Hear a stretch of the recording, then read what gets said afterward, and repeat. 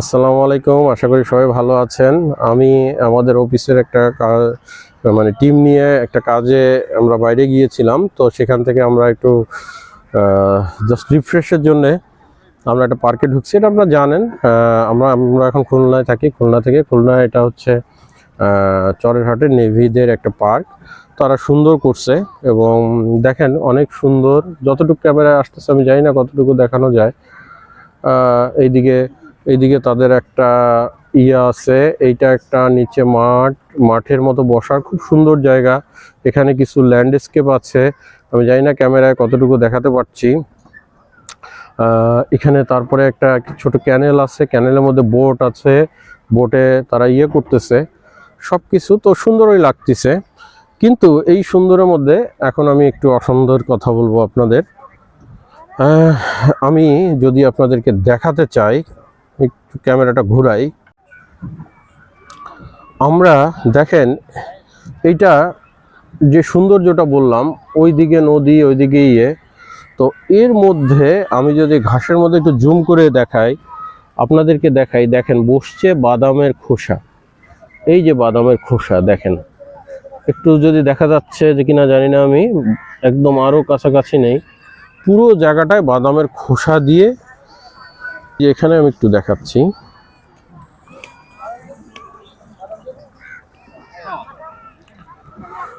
তো দেখেন এত সুন্দর একটা জিনিস। আমরা যেটা বলি যে আমরা মানুষ, আমাদের বাংলাদেশে, আমি কিছু কথা বলি আর কি। আমি যদি আবার একটু ক্যামেরাটা ঘুরাই, আমি যেটা সবসময় বলি আর কি, যে আমাদের বাংলাদেশের কিছু লোকের মানে বেশিরভাগ মানুষের একটা কথা, বা সবসময় একটা কমন ল্যাঙ্গুয়েজ কথা ইউজ করে, যে আমি মানুষের উপকার করতে না পারলেও ক্ষতি করি না। তো যে ভাই বা যে, আমি জানি না কে করেছে ওটা, আমরা এসে দেখলাম যে করেছে, আপনারাই বলেন এখন। সে হয়তো নিজেও জানে না যে সে অন্যর জন্য কত ক্ষতি করেছে। কারণ এই জায়গায় যখন ভরে যাবে, ওইখানে এসে বসতে হবে। এটা সামরিক বাহিনী বা তাদের একটা বাহিনী, তারা হয়তো এটা ক্লিন করবে। কিন্তু এটা বাংলাদেশের পিকচার। আমি সারা বাংলাদেশ ঘুরি। আমি একবার পূর্বাঞ্চলে গিয়ে ভিডিও করেছিলাম এটা। তো তাহলে আপনারা দেখেন যে সেও কিন্তু ওই কথাটাই বলছে, যে আমি মানুষের উপকার করতে না পারলে ক্ষতি করি না। কিন্তু ক্ষতি করছে কি না, এটার প্রমাণটা আমি আপনাদেরকে দেখালাম।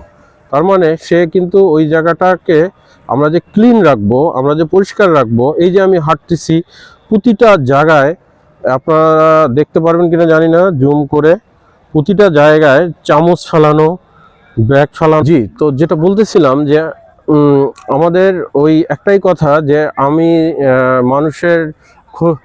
মানুষের উপকার করতে না পারলেও ক্ষতি করি না। এটা আমাদের একদম মানে কি বলবো, মানুষের একটা কমন ডায়লগ। কিন্তু এই যে কমন ডায়লগের মধ্যে যে এই যে জিনিসগুলো আসছে, আমরা কি জানি?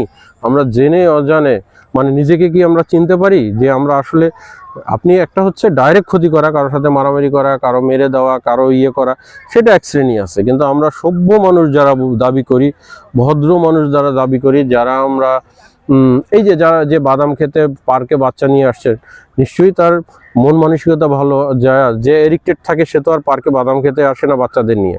কিন্তু বিষয়টা হচ্ছে যে আমার সেন্সের কথা বলতেছি, যে এই যে সেন্সটা তার কতটুকু কাজ করছে, যে এই বাদামটা, আমি এটা হয়তো খুব ন্যারো একটা জিনিস, কিন্তু এটা বাংলাদেশের পিকচার। আপনি একটা চা খাবেন, চা খেয়ে কাপটা ফেলায় রাখলেন, ওই কাপের মধ্যে পানি জমলো, ডেঙ্গুর মশা হলো। কিন্তু আমরা যদি নিজেরা সচেতন হই, ওই জায়গাটা থেকে একটু খেয়াল করি যে আমি মানুষকে মেরে ক্ষতি করলাম না, কিন্তু আমি তো ওই ডেঙ্গু জন্ম করে হয়তো আল্লাহ না করুক ওই মশা কামড়ায় মানুষের কি অবস্থা হয় আপনারা জানেন। তাহলে আমি এমনও দেখছি যে একজন মানুষ খুব টেনশনে আছে, বাসায় একজন মানুষের বাসার সামনে দাঁড়ায় আছে, সে ফোনে কথা বলতেছে, হয়তো গার্লফ্রেন্ডের সাথে ব্রেকআপ হয়েছে, বউয়ের সাথে ঝগড়া করতেছে, বাসায় হয়তো মা বাবার সাথে ঝামেলা হয়েছে, বা কোনো ফ্রেন্ডের সাথে কোনো একটা ঝামেলা হয়েছে, সে ফোনে চিৎকার করতেছে, কথা বলতেছে, আর তার অজান্তে এক হাত দিয়ে এরকম করে নিচের ফুল ফুল মানে ওই যে বাসার সামনে দাঁড়ায় আছে সেই বাসার মালিকের ফুল ছিঁড়ে ছিঁড়ে ওখানে নিচে ফেলে দিয়ে যাচ্ছে। ফেলে দিয়ে সে যে চলে গেল, সে নিজেও জানলো না যে নিজের অজান্তে সে কি করে গেল।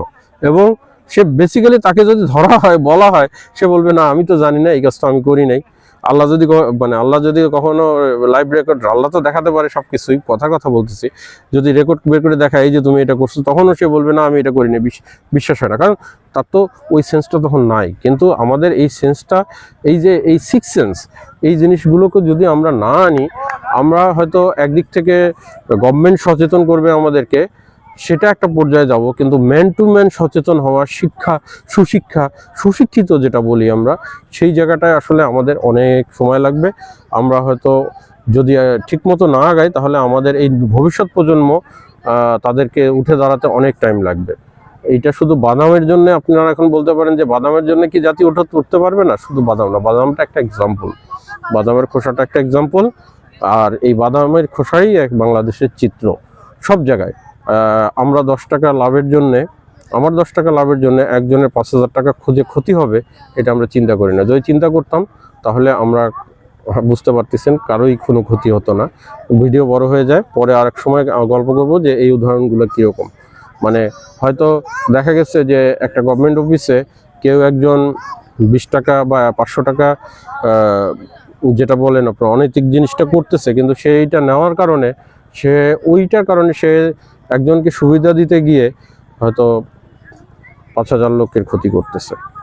এটাই বাস্তবতা। তো ঠিক আছে, ভালো লাগলে, বকবক ভালো লাগলে লাইক, শেয়ার, কমেন্ট দিয়ে সাথে থাকবেন। Thank you. Think well, do beautiful. আসসালামু আলাইকুম।